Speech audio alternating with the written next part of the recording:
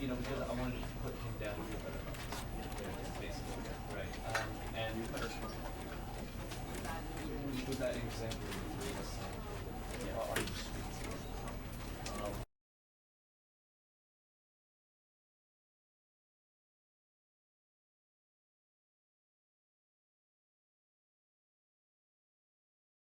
This is the story of a man named Stanley. Stanley worked for a company in a big building where he was employee number 427. Employee number 427's job was simple. He sat at his desk in room 427 and he pushed buttons on a keyboard. Orders came to him through a monitor on his desk, telling him what buttons to push, how long to push them, and in what order. This is what employee 427 did every day of every month of every year. And although others might have considered it soul-rending, Stanley relished every moment that the orders came in, as though he had been made exactly for this job. And Stanley was happy. And then one day, something very peculiar happened. Something that would forever change Stanley. Something he would never quite forget. He had been at his desk for nearly an hour when he realized that not one single order had arrived on the monitor for him to follow. No one had showed up to give him instructions, call a meeting, or even say hi. Never in all his years at the company had this happened, this complete isolation. Something was very clearly wrong. Shocked, frozen solid, Stanley found himself unable to move for the longest time. But as he came to his wits and regained his senses, he got up from his desk and stepped out of his office.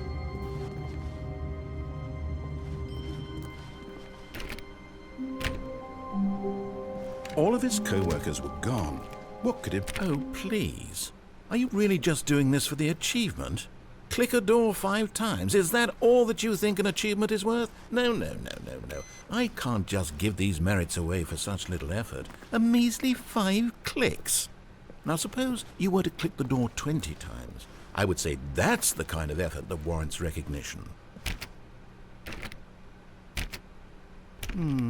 I have to say I'm still not feeling the satisfaction of witnessing true effort for a noble cause. Perhaps 50 clicks will do it. Yes, almost certainly 50 clicks.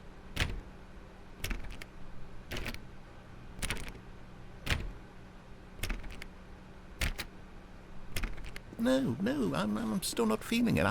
I want this achievement to have meant something. It has to be a true reward for valiant effort. I want to see someone hustle, Stanley. I want to see commitment, a willingness to go all the way, no matter what the cost. Why don't you go put 20 clicks into door number 417?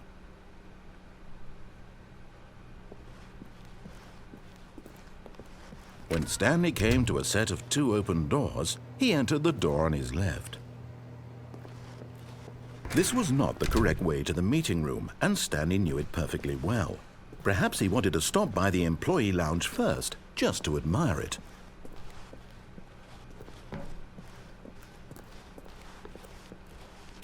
Ah, yes, truly a room worth admiring.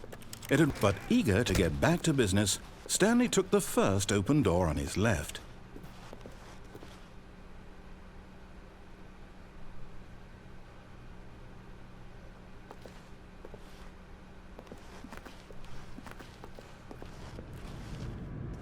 Stanley was so bad at following directions, it's incredible he wasn't fired years ago.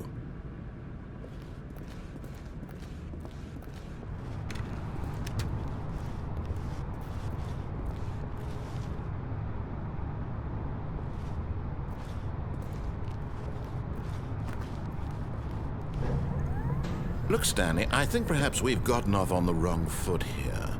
I'm not your enemy, really, I'm not. I realize that investing your trust in someone else can be difficult, but the fact is that the story has been about nothing but you all this time. There's someone you've been neglecting, Stanley. Someone you've forgotten about. Please, stop trying to make every decision by yourself. Now, I'm not asking for me, I'm asking for her. This is it, Stanley. Your chance to redeem yourself. to put your work aside, to let her back into your life. She's been waiting.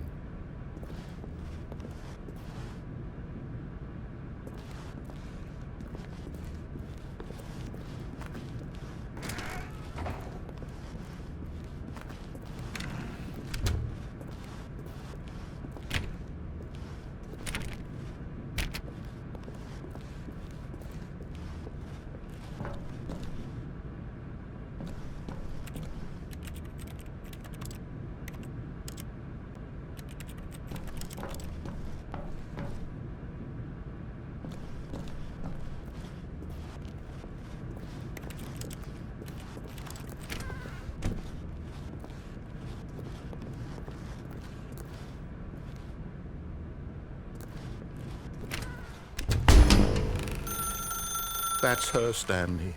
You need to be the one to do this, to reach out to her. If you can truly place your faith in another... Oh, no, you can't...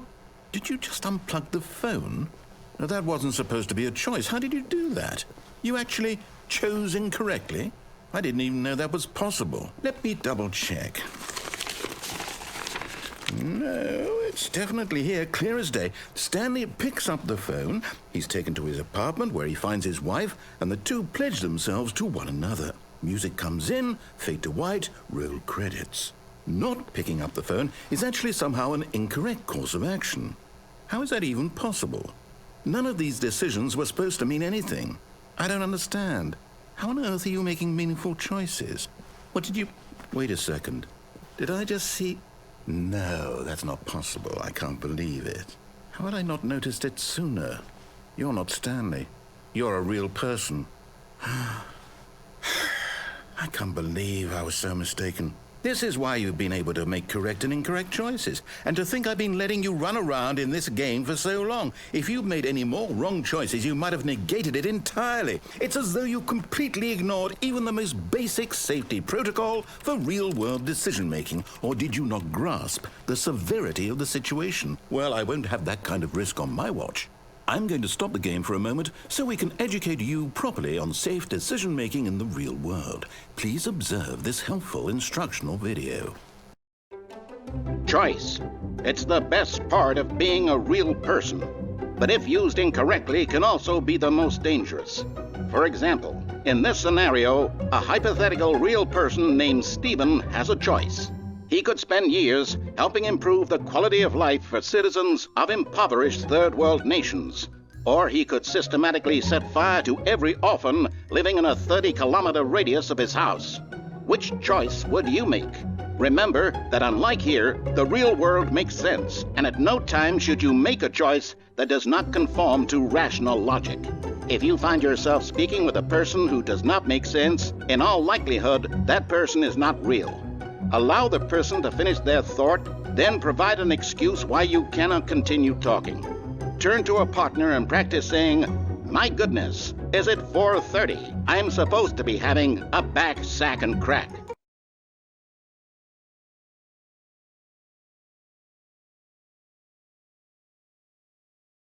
Excellent. Making choices on a regular basis is the best part to a healthy decision-making process. Most medical professionals recommend making at least 8 choices per day. Do you make more than 8? Less? And finally, if you begin to wonder if your choices are actually meaningful and whether you'll ever make a significant contribution to the world, just remember that in the vast infiniteness of space, your thoughts and problems are materially insignificant, and the feeling should subside. At this time, your instructor will guide you in an exercise to test and reinforce the material covered in this video. Welcome back.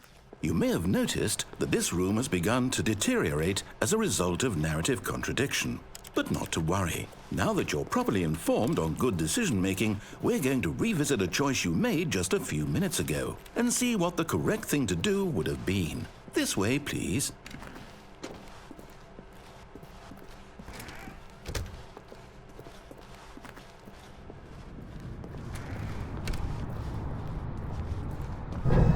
Now that we know your choices are meaningful, we can't have you jumping off the platform and dying. Imagine the main character dying senselessly halfway through the story. That story would make no sense at all. We just need to get you home as soon as possible before the narrative contradiction gets any worse. Unfortunately, it seems this place is not well equipped to deal with reality.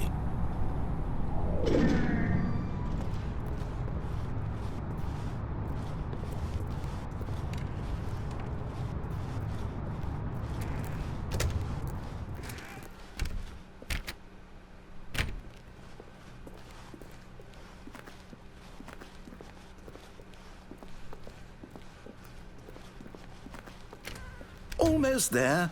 You'll take the door on the left, back to the correct ending, the story will have resolution once again, and you'll be home free in the real world. Now remember, all you need to do is behave exactly as Stanley would. That means choosing responsibly and always putting the story first. I'm quite sure you'll be up to the task. Just follow my lead and you'll be fine. All right.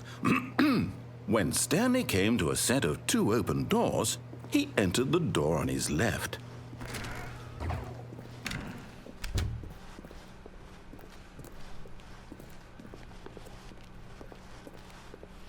Yet there was not a single person here either. Feeling a wave of disbelief, Stanley decided to go up to his boss's office, hoping he might find an answer there.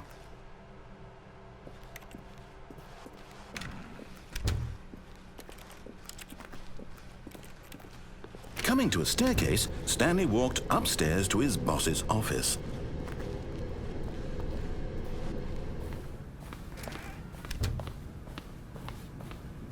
Stepping inside his manager's office, Stanley was once again stunned to discover not an indication of any human life. Shocked, unraveled, Stanley wondered in disbelief who orchestrated this, until he saw the door with a voice receiver next to it. Surely behind this door lay all the answers to his questions. And beyond all probability, he knew the passcode. He had seen it on his boss's computer just last week. Nightshark 115. Was this the code to open the door? Would it still work? There was only one way to find out. Stanley had been trained never to speak up, but now he would draw from within himself the courage to face the unknown. He drew a sharp breath and then spoke the code.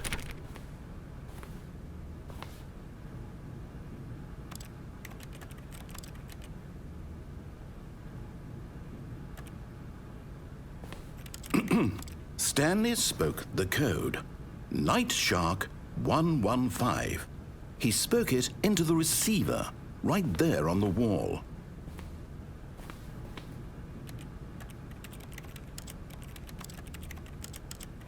I'm sorry, is there a problem? You didn't mishear me, did you? Please speak the code into the receiver. Otherwise, we can't get on with the story. This is a crucial step.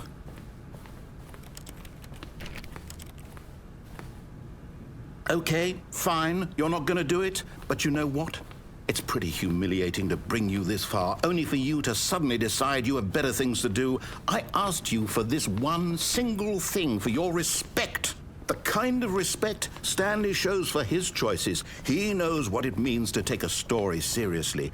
If you didn't want to see what I had to show you, then why did you come here? You had a choice, you know. You could have gone through the door on the right. You could have done whatever the hell you wanted over there. Why did you come this way? Speak. Say something to me. Explain yourself, you coward.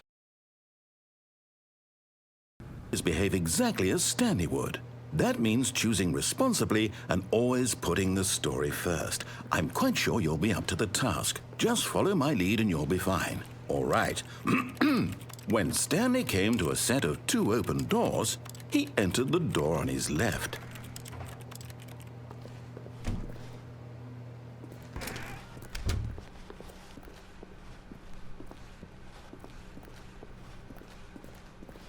Yet there was not a single person here either. Feeling a wave of disbelief, behave exactly as Stanley would. That means choosing responsibly and always putting the story first. I'm quite sure you'll be up to the task. Just follow my lead and you'll be fine. All right. When Stanley came to a set of 2 open doors, he entered the door on his left.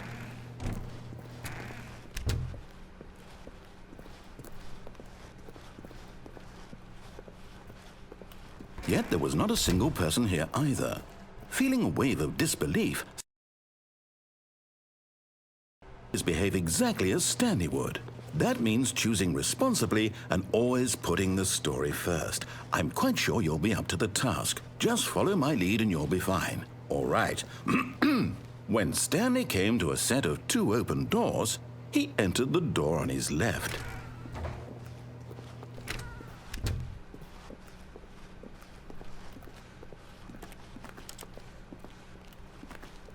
Yet there was not a single person here either. Feeling a wave of disbelief, behave exactly as Stanley would. That means choosing responsibly and always putting the story first. I'm quite sure you'll be up to the task. Just follow my lead and you'll be fine. All right. When Stanley came to a set of 2 open doors, he entered the door on his left. No! Why did you do that? Quickly, hurry back in the other direction. Perhaps we're not too late.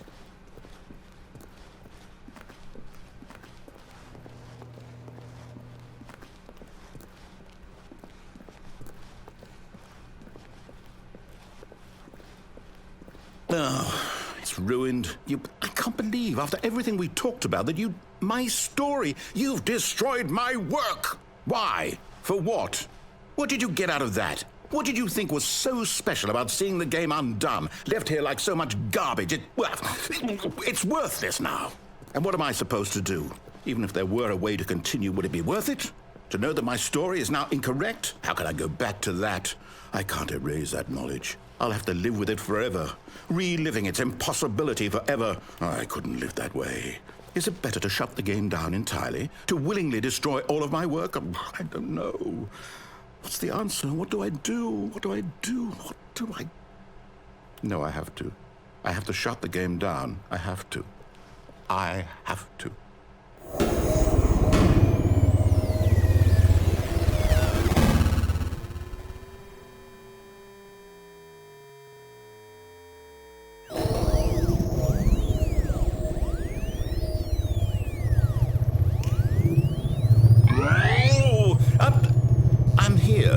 I'm still here in this pile of rubbish, with you, who thought you were so clever. Now look where we are. My entire game is destroyed. It was the only thing in the world that was mine, and you've run it into the ground. What, did you think that would be funny? You just had to see? Didn't I impress upon you how important it was to be like Stanley? He actually knows how to do what I tell him to. He understands that if I say to do something, there's a damn good reason for it. That thought hadn't even occurred to you, had it? That there's a world outside of you? You're a child. Oh, my story. If you'd just gone through the door on the left, you would have seen it. There was a whole underground facility. You would have destroyed it and been victorious. It would have been so perfect. I worked so hard on it. I tried so hard. When Stanley came to a set of 2 open doors, he entered the door on his left. Stanley? Hello? Is everything okay? Stanley, please. I need you to make a choice. I need you to walk through the door. Are you listening to me? Can you hear me? Is everything all right? Stanley, this is important. The story needs you. It needs you to make a decision. It cannot exist without you. Do you understand me? Whatever choice you make is just fine. They're both correct. You cannot be wrong here. We can work together. I'll accept whatever you do. I simply need you to take that step forward, please. Choose. Do something. Anything. This is more important than you can ever know. I need this. The story needs it. So... you hear me? Are you there?